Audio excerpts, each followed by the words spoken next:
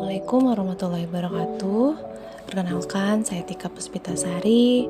Saya peserta Latsar tahun 2023 Kabupaten Pandeglang, angkatan 93. Di sini saya akan mengidentifikasi isu instansional dengan upaya mewujudkan smart governance di tempat bekerja saya di BLUD UPT Puskesmas DTP Menes. Yang pertama, pendahuluan. Pelayanan gizi di puskesmas itu terbagi dua, yaitu pelayanan gizi individu dan pelayanan gizi kelompok atau masyarakat.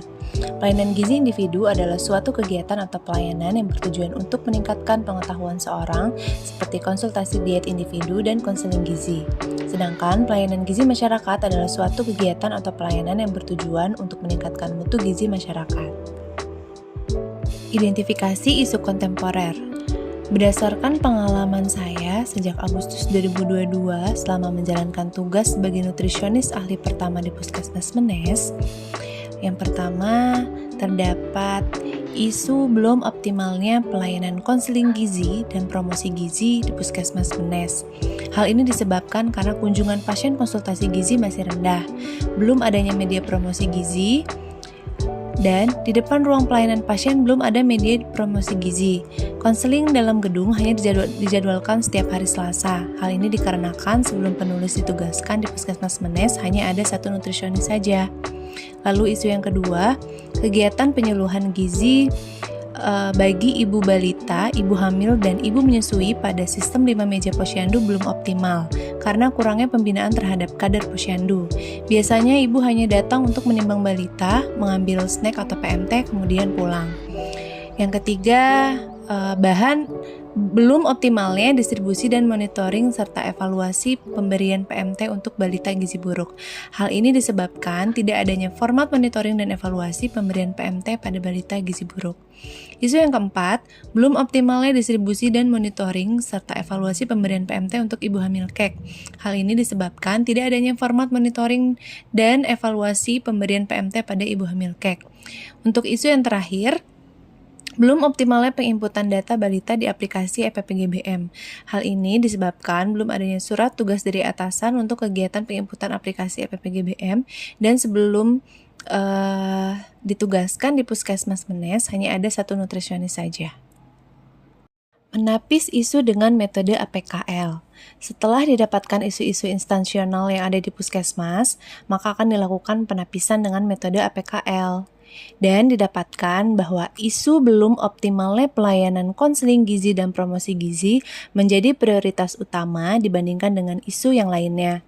Selanjutnya, untuk mengetahui akar masalah lebih mendalam, maka dilakukan analisis berdasarkan sebab akibat dengan menggunakan metode diagram tulang ikan atau fishbone diagram.